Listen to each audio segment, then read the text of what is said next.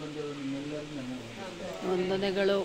Hallelujah hallelujah hallelujah hallelujah hallelujah. ದಮ್ಮಿಡಬೇಕು, ಅವಾಗೇ ಸೇವೆ ಮಾಡಕ್ಕೆ ಅನುಕೂಲ ಆಗ್ಬೋದು. Hallelujah hallelujah. ಮತ್ತೊಮ್ಮೆ ದೇವರ ಸ್ತೋತ್ರವಾಗಲಿ. ಈ ಸಮಯ ತುಂಬ ಒಳ್ಳೆಯ ಸಮಯ. ಈ ಸಮಯದಲ್ಲಿ ಮೊದಲನೇ ಸಂತೋಷ ಏನಂದರೆ ದೇವರ ವಾಕ್ಯ ಹೇಳ್ತದೆ, ಸುವಾರ್ತಿಕರ ಪಾದಗಳನ್ನು ನೋಡಿದೆ, ಅವು ಎಷ್ಟು ರಮ್ಯವಾಗಿವೆ, ಮನೋಹರವಾಗಿವೆ, ಸುಂದರವಾಗಿವೆ. ಯಾರ ಪಾದಗಳು? ಸುವಾರ್ತಿಕರ ಪಾದಗಳು, ಅಮ್ಮವರ ಪಾದಗಳು. ಸುವಾರ್ತೆ ಸೇವೆ ಯಾರು ಮಾಡ್ತಾರೋ ಅವರ ಪಾದಗಳು. ದೇವರ ವಾಕ್ಯವನ್ನು ಪ್ರಕಟಿಸ್ತಾರಲ್ಲ ಅವರ ಪಾದಗಳು. ನಿಮ್ಮದು ನಮ್ಮದು ಯಾರಿಗೂ ಬರೆದಿಲ್ಲ ಬೈಬಲ್ನಲ್ಲಿ. ಸುವಾರ್ತಿಕರ ಪಾದಗಳ ಬಗ್ಗೆ ದೇವರು ಎಷ್ಟು ಆನಂದ ಪಡ್ತಾ ಇದ್ದಾನೆ ಅಂತ ಒಂದು ಆನಂದ ನನಗೆ ಸಿಕ್ತಿಲ್ಲ. ಅಮ್ಮನ ನೋಡಿ, ಅಮ್ಮ ಬಗ್ಗೆ ಕೇಳಿ, ಈ ಮನೆಯವರು ಸುವಾರ್ತೆ ಸೇವೆ ಮಾಡಿದಾರಲ್ಲ, ಈ ಮಾರುಮೂಲ ಗ್ರಾಮಗಳಲ್ಲಿ ಇನ್ನೂ ಸುವಾರ್ತೆಗಳು ಇದಾರಲ್ಲ ಅಂತ ಸಂತೋಷ ಆಯಿತು, ಭಾಳ ಸಂತೋಷ ಆಯಿತು. ಇನ್ನೊಂದು, ಕನ್ನಡದವರು ಸುವಾರ್ತೆ ಸೇವೆ ಮಾಡೋದು ಭಾಳ ಕಮ್ಮಿ. ಅಂಥದ್ದು ಅಮ್ಮ ಸೇವೆ ಮಾಡಿದ್ದಾರೆ, ಭಾಳ ಸಂತೋಷ ಆಯಿತು. ಎರಡನೇ ಮಾತೇನೆಂದರೆ, ನಾವು ಯಾವುದೋ ಒಂದು ಕೆಲಸಕ್ಕೆ ಹೋಗಿದ್ವಿ, ಅಲ್ಲಿ ಕೋರ್ಟ್ ಆಯಿತು. ಕೋರ್ಟ್ ಹತ್ರ ಒಂದು ವಕೀಲು ನಿಂತಾನೆ, ವಕೀಲ ಪಕ್ಕದಲ್ಲಿ ಕೇಸ್ ತಗೊಂಡು ಬಂದು ಹೆಣ್ಮಗಳು ನಿಂತಾಳೆ. ವಾದ ವಿವಾದ, ಗಂಡ ಹೇಳ್ತಿದ್ದೆ.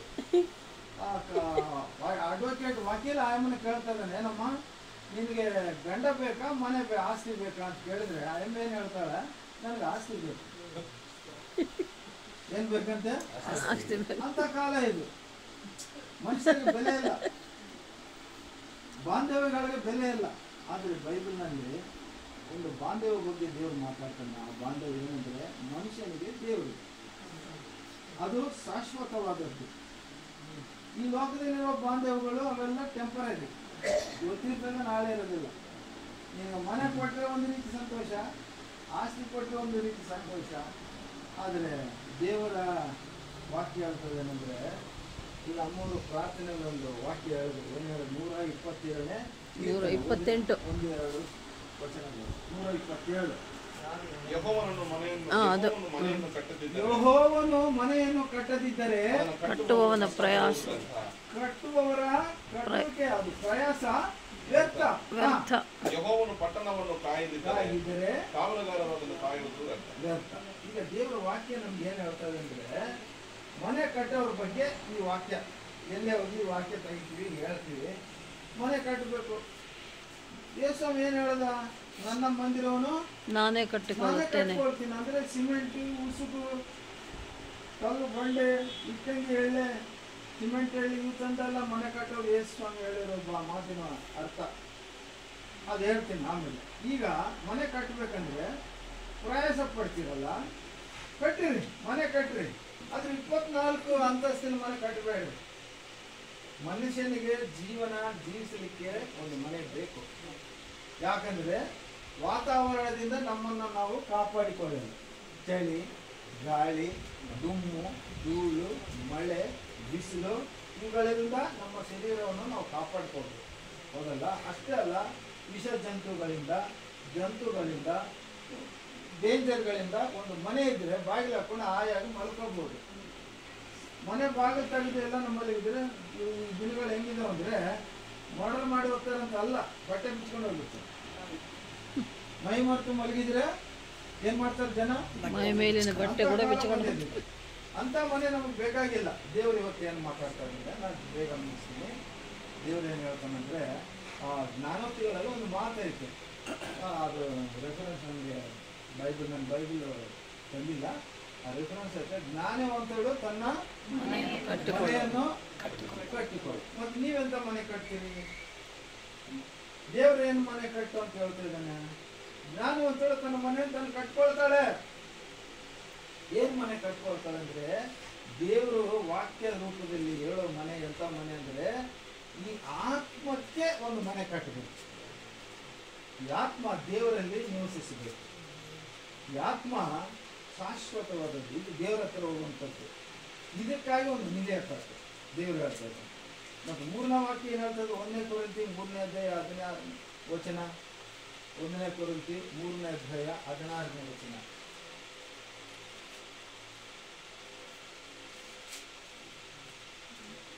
ನೀವು ದೇವರ ಆಗಿರೋದ್ರಿಂದ ನೀವು ದೇವರ ಆಲಯವು ಆಗಿರುವುದರಿಂದ ದೇವರ ಆತ್ಮನು ನಿಮ್ಮಲ್ಲಿ ವಾಸ ಮಾಡುತ್ತಾನೆಂದು.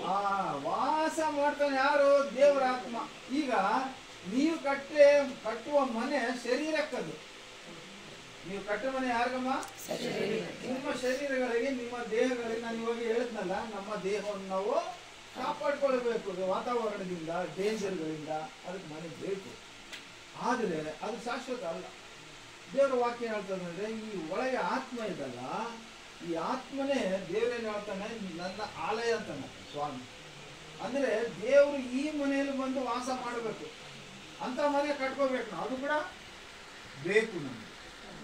ಲೋಕದ 3:33 ಭಕ್ತಿಹೀನರ ಇಂటి మీదకి యెహోవా శాపమొచ్చును. 3:33 నీతిమంతుల నివాస స్థలమును ఆయన ఆశీర్వదిಸುವ.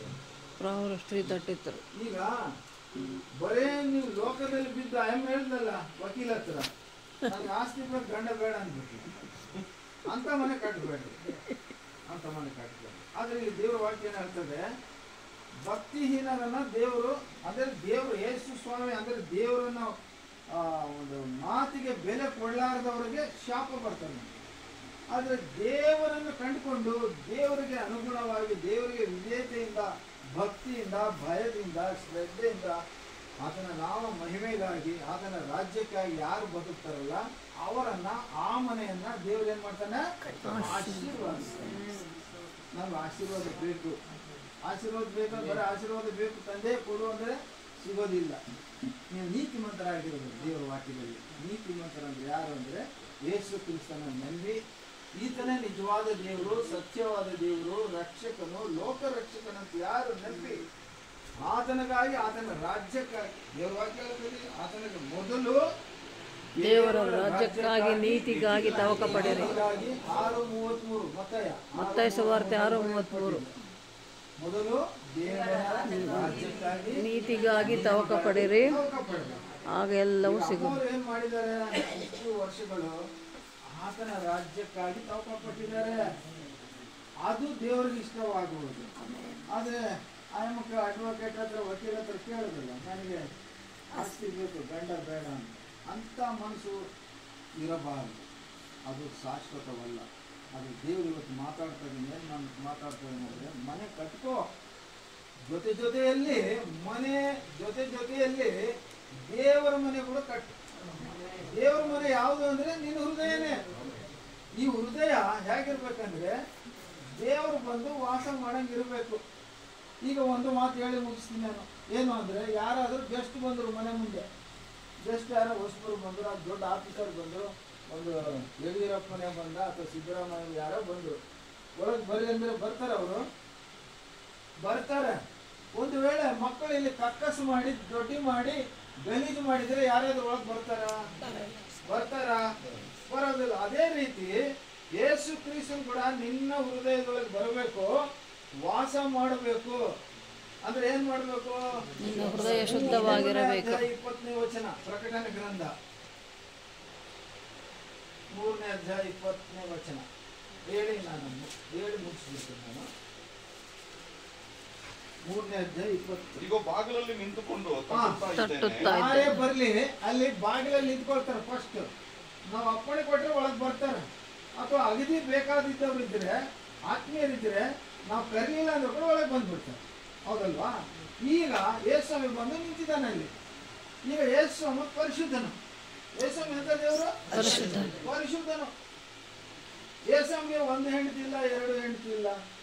ಯೇಸುಸ್ವಾಮಿಗೆ 26,000 ಹೆಂಡತಿ. ಯೇಸುಸ್ವಾಮಿಗೆ ಒಬ್ಬರೇ ಹೆಂಡತಿ ಇದಾರಮ್ಮ. ಯೇಸುಸ್ವಾಮಿ ಒಬ್ಬರೇ ಹೆಂಡತಿ. ಅವ್ರು ಯಾರಂದ್ರೆ ಸಭೆ. ಅವ್ರು ಯಾರು? ಸಭೆ. ಯೇಸುಸ್ವಾಮಿ 2ನೇ ಸಾರಿ ಬರುವಾಗ ಮೊದಲಿಗಿತ್ತಿಯಾಗಿ, ಮದುಮಗಳಾಗಿ ಆತನನ್ನು ಕಾಣಲು ಹೋಗಿ ಆತನ ಸ್ವೀಕಾರ ಮಾಡುವ ಯಾರು? ಸಭೆ, ನಾವೇ. ಒಂದೇ ಹೆಂಡತಿ, ಅದೇ ಹೆಂಡತಿ, ಅದೇ ಫೈನಲ್ ಹೆಂಡತಿ, ಅದೇ ಸಭೆ ಅನ್ನೋ ಹೆಂಡತಿ, ನಾವೆಲ್ಲರೂ ಆತನ ಹೆಂಡತಿಯರು. ಹಾಗೆ ಏಸಂ ಬಂದ ಇಲ್ಲಿ ಒಳಗೆ ಬರಬೇಕು ಅಂದ್ರೆ ಏಸಂ ನಿನ್ನ ಹೃದಯದೊಳಗೆ ಬರಬೇಕು. ನಿನ್ನ ಹೃದಯ ಪಾಪದಿಂದ ತುಂಬಿದ್ರೆ ಹೇಗೆ ದೇವ್ರ ಒಳಗೆ ಬರ್ಲಿಕ್ಕೆ ಸಾಧ್ಯನಾ? ಸಾಧ್ಯನಾ? ಆದ್ರೆ ನಮ್ಮ ಹೃದಯ ಹೇಗಿರ್ಬೇಕು? ಪರಿಶುದ್ಧವಾಗಿರಬೇಕು. ಯೇಸು ನಿಜವಾದ ದೇವರು, ಸತ್ಯವಾದ ದೇವರು, ರಕ್ಷಕನು, ಲೋಕ ರಕ್ಷಕನು ನಂಬಿರಬೇಕು. ಅಂತರ ಹೃದಯದಲ್ಲಿ ದೇವರು ಬರ್ತಾನೆ, ದೇವರು ಬಂದು ವಾಸ ಮಾಡ್ತಾನೆ. ಬರೋದಲ್ಲ, ವಾಸ ಮಾಡ್ಬೇಕು. ಸ್ವಾಮಿ ವಾಸ ಮಾಡ್ಬೇಕಂದ್ರೆ ಆತನಿಗೆ ನಮ್ಮ ಮೇಲೆ ನಂಬಿಕೆ ಬರಬೇಕು. ನಾವು ನಂಬಿದಷ್ಟರಾಗಿರ್ಬೇಕು. ಇವು ನನ್ನ ಮಕ್ಕಳು ನನ್ನನ್ನು ಕೊಂಡಾಡ್ತಾರೆ, ನನ್ನ ರಾಜ್ಯ ಕಟ್ತಾರೆ, ನನಗಾಗಿ ಜೀವಿಸ್ತಾರೆ, ನಾನು ಕರ್ಕೊಂಡು ಹೋಗ್ತೀನಿ ಅಂತ ನಾನು ಬರೋಣಗಾಗಿ ಕಾಯ್ತಾನೆ ಇರೋರು ಅಂತ ಹೇಳಿ ಆತನಿಗೆ ನಮ್ಮ ಮೇಲೆ ನಂಬಿಕೆ ಬರಬೇಕು. ಆ ನಂಬಿಕೆ ನೀವು ಉಳಿಸ್ಕೊಂಡು ಹೋಗ್ಬೇಕು. ಬರೇ ಮನೆ ಕಟ್ಟೋದ್ರಲ್ಲಿ ಮುಳುಗಬೇಡ, ಕಟ್ಟು. ಆ ಮನೆ ಕೂಡ ಯಾರಿಗೆ ಸ್ವಂತವಾಗಿರಬೇಕು? ದೇವರಿಗೆ ಸ್ವಂತವಾಗಿರಬೇಕು. ನೀವು ಹೊಸ ಮನೆ ಕಟ್ತಿಯಲ್ಲ, ಆ ಮನೆ ಕೂಡ ದೇವರಿಗೆ ಸ್ವಂತವಾಗಿರಬೇಕು. ಅದು ಬೇಕಾತನಿಗೆ. ಆ ಮನೆಗೆ, ಆ ಮನೆಯಲ್ಲೇ ಆತನೇ ಯಜಮಾನನಾಗಿರ್ಬೇಕು, ಒಡೆಯನಾಗಿರ್ಬೇಕು, ರಕ್ಷಕನಾಗಿರ್ಬೇಕು, ಕಾಯುವ ದೇವರಾಗಿರ್ಬೇಕು. ಮತ್ತೆ ನಮ್ಮ ಪ್ರಾಣ ಪ್ರಿಯನಾಗಿರ್ಬೇಕು. ಏನಾಗಿರ್ಬೇಕು? ಪ್ರಾಣಪ್ರಿಯನಾಗಿರ್ಬೇಕು. ಹಾಗಾದ್ರೆ ಅವನಲ್ಲಿ ದೇಶ ಇರ್ತಾನೆ. ದೇಶ ಇಲ್ಲದ ಮನೆ ಏನಿದೆ? ಯಾರಿಗೆ ಹೊತ್ಕೊಂಡು ಹೋಗ್ತೀವಿ ನಾವು? ಇಲ್ಲ. ನಾವು ಮನೆ ಬೇಕು ಅಂದ್ರೆ ಏನು? ಆ ಮನೆ ಒಳಗೆ ಏಸಪ್ಪನ್ ಇರುವಂತ ಮನೆ ಆಗಿರ್ಬೇಕು. ಅಂತ ಮನೆ ನೀವು ಕಟ್ರಿ. ಅಂದ್ರೆ ಆರಂಭದಿಂದ ಮುಕ್ತಾಯ ಮಾಡಿ, ಮುಕ್ತಾಯ ಆದ ನಿರ್ಮಾಣ, ಮುಕ್ತಾಯ ಆದ ನಂತರ ದೇವರಿಗೆ ಪ್ರತಿಷ್ಠೆ ಮಾಡ್ಬೇಕದನ್ನ. ಇವತ್ತಿಂದ ಈ ಮನೆ ನಿಂದು ಸ್ವಾಮಿ. ಆ ಮನೆ ಯಾರ್ದು? ಆ ಮನೆ ಯಾರ ಹೆಸರಲ್ಲಿ, ನಾವು ಪ್ರವೇಶ ಮಾಡ್ತೀವಿ ಅಂದ್ರೆ ಮೊದಲನೇದಾಗಿ ಆತ್ಮದೇವರು, ಪರಿಶುದ್ಧ ಆತ್ಮದೇವರು ಮನೆ ಒಳಗೆ ಬರಬೇಕು. ಆತನಿಂದ ನಾವು ಬರಬೇಕು. ನಾವೇ ಫಸ್ಟ್ ಇದ್ದು ಆತನ ಹೊರಗಡೆ ಕಡೆಗಣಿಸಿದ್ರೆ ಸರಿನಾ? ದೇವರು ವಾಕ್ಯ ಹೇಳ್ತದೆ, ನಿನ್ನ ಹೃದಯವು ನಿಮಗೆ ಆಲಯ, ಅದರಲ್ಲಿ ಯೇಸು ಸ್ವಾಮಿ ಬಂದು ವಾಸ ಮಾಡಬೇಕು. ವಾಸ ಮಾಡಬೇಕಂದ್ರೆ ಸ್ವಾಮಿ ಬಂದು ಬಾಗಿಲು ತಟ್ತಾ ಇದ್ದಾನೆ. ತಳುಪು ತಟ್ಟಿಚು ನಾನು ಎವಡೇನೇನೋ ಧ್ವನಿಯನ್ನು ಕೇಳಿ ఆయన ಸ್ವರము ವಿನಿ ತೀಸಿನ ಹೇಳಲ್ಲ, ఆయన ಬಂದು ಒಳಗೆ ಬರ್ತಾನೆ. ಅವನ ಸಂಗಡ ಊಟ ಮಾಡಿ. ಆಯ್ತಾ? ಈಗ ನಾವು ಕಟ್ಟೋ ಮನೆ ಸ್ವಾಮಿ ಇರ್ತಾನೆ ಅಂತ ಹೇಳಿ ಕಟ್ಬೇಕು. ನಾವಿರ್ತೀವಿ ಅಂತ ಕಟ್ಟಬಾರ್ದು. ನಾವು ಅಷ್ಟೇನಾ?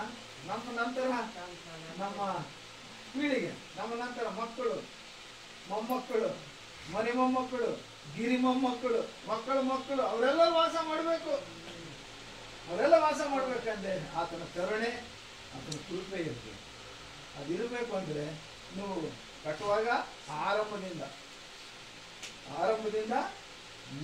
ಮುಗಿಯೋವರೆಗೆ ಆತನು ಇದ್ದು ಎಲ್ಲ ರೀತಿಯಲ್ಲಿ ನಮಗೆ ಸಹಾಯ ಮಾಡಬೇಕು. ಅಂದ್ರೆ ನಿನ್ನ ಅಗತ್ಯಗಳೆಲ್ಲವೂ ಯಾವಾಗ ಪೂರೈಸ್ತವೆ ಅಂದ್ರೆ ಆತನ ನೆನೆಸ್ಕೊಂಡು ನಿನ್ನ ಮನೆ ಕಟ್ಟುವಾಗ ಸಮಯಕ್ಕೆ ಬೇಕಾದುಗಳನ್ನು ಅದನ್ನು ಕೊಟ್ಟು ನಮ್ಮನ್ನು ಕಾಯ್ದು ಕಾಪಾಡಿ ಆ ವಠಾರದಲ್ಲಿ, ಆ ಪ್ರಾಂತ್ಯದಲ್ಲಿ ಇದು ದೇವರ ಮನೆ, ಆ ಮನೆ ಮೇಲೆ ಸುವಾರ್ತೆಯ ಬೆಳಕನ್ನು ನೀವು ಪ್ರಕಾಶಿಸಿ ಕೊಡಬೇಕು. ಅಂತ ಮನೆ ಆಗಿರ್ಬೇಕು. ಅಂತ ಮನೆ ನೀವು ಕಟ್ಟುವುದಾದ್ರೆ ಕಟ್ತೀವಿ ಅಂತ ಅಂದ್ಕೊಳ್ಳೋದ್ರೆ ಸಾಕು. ನೀನು ಹೃದಯ ಯಾರು ಕೊಟ್ಟಿಯ ಅಂದ್ರೆ ನೀನು ಅಂದ್ಕೊಳ್ಬೇಕು. ನೀನು ಕೊಡ್ತೀಯೋ ಬಿಡ್ತೀಯೋ ಗೊತ್ತಿಲ್ಲ. ನನ್ನ ಮನೇಲಿ ಏಸಪ್ಪ ಯಜಮಾನನಾಗಿರ್ತಾನೆ, ನನ್ನ ಮನೆಯ ದೇವರು ಆತನಾಗಿರ್ತಾನೆ, ನಮ್ಮನ್ನೆಲ್ಲರೂ ಕಾಯ್ತಾನೆ, ಕಾಪಾಡ್ತಾನೆ. ಅಂದ್ರೆ ಮನೆ ಒಳಗೆ ಯಾರೇ ಬರಲಿ ಶಾಂತಿ ಸಮಾಧಾನ ಹೊಂದ್ಕೊಂಡು ಹೊರಗೆ ಹೋಗ್ಬೇಕು. ಬೈಕೊಂಡು ಹೋಗ್ಬಾರ್ದು. ಅಂತ ಮನೆ ಆಗಿರ್ಬೇಕು.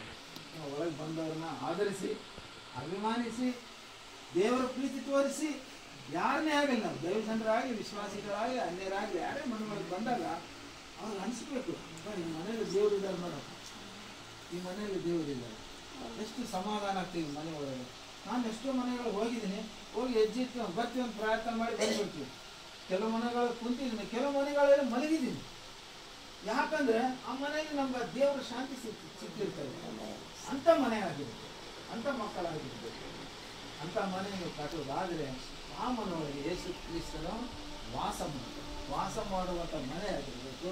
ಅಂತ ಕೃಪೆ ಅಂತ ಒಂದು ಧನ್ಯತೆ ಈ ಮನೆಯವ್ರಿಗೆ ಸಿಗಲಿ, ಅಮ್ಮನವ್ರ ಸಂತಾನಕ್ಕೆ, ಅವ್ರ ಕುಟುಂಬಗಳಿಗೆ ಇವ್ರಿಗೆ ಸಿಕ್ಕು ಅವರು ಶಾಂತಿ ಸಮಾಧಾನದಿಂದ ಸಂತೋಷದಿಂದ ಆರೋಗ್ಯದಿಂದ ಆಯುಷ್ಯದಿಂದ ಅಭಿಷೇಕ ಹೊಂದ್ಕೊಂಡು ಅವರು ಜೀವಿಸಬೇಕು. ಅಂತ ಮನೆ ನಮಗೆ ಬೇಕು. ಇದಕ್ಕಾಗಿ ಸ್ತೋತ್ರ. ನಾವೆಲ್ಲರೂ ಬಂದಿದ್ವು ಅಂದ್ರೆ ಈ ಮನೆಗೆ ದೇವರ ಕೃಪೆನೂ ಇದೆ, ಶಾಂತಿ ಸಮಾಧಾನವೂ ಇದೆ, ಆರೋಗ್ಯ ಆಯುಷ್ಗಳಿದೆ. ಯಾಕಂದ್ರೆ ನಾವು ಸುಮ್ಮನೆ ಸಾಮಾನ್ಯವಾಗಿ ಬರೋರಲ್ಲ, ಬಂದಿವಂದ್ರೆ ಆತ ನಮ್ಮನ್ನು ಕರ್ಕೊಂಡು ಬಂದಿದೆ. ಹಾಗಾಗಿ ಮನೆಯವರಿಗೆ ದೇವರು ಎಲ್ಲ ರೀತಿಯಲ್ಲಿ ಅವರ ಅಗತ್ಯಗಳನ್ನು ಪೂರೈಸಿ ಯಾವ ಕೊರತೆ ಇಲ್ಲದ ಹಾಗೆ ಅವರನ್ನು ನೀಗಿಸಿ ಎಲ್ಲ ವಿಧವಾಗಿ ಕಾಯ್ದು ಕಾಪಾಡಲಿಕ್ಕಾದನ್ನು ಸ್ತೋತ್ರ ಹೇಳ್ತಾ ಕೃತಜ್ಞತೆಗಳನ್ನು ಹೇಳ್ತಾ ಈ 2 ಮಾತುಗಳನ್ನು ಧನ್ಯವಾದಗಳನ್ನು ಹೇಳ್ತಾ ಯೇಸು ಕ್ರಿಸ್ತನ ನಾಮದಲ್ಲಿ ಪ್ರಾರ್ಥಿಸಿ ಬೇಡಿ ಹೊಂದಿದ್ದೀವಿ ತಂದೆ. Amen amen amen. Praise the lord. Hallelujah.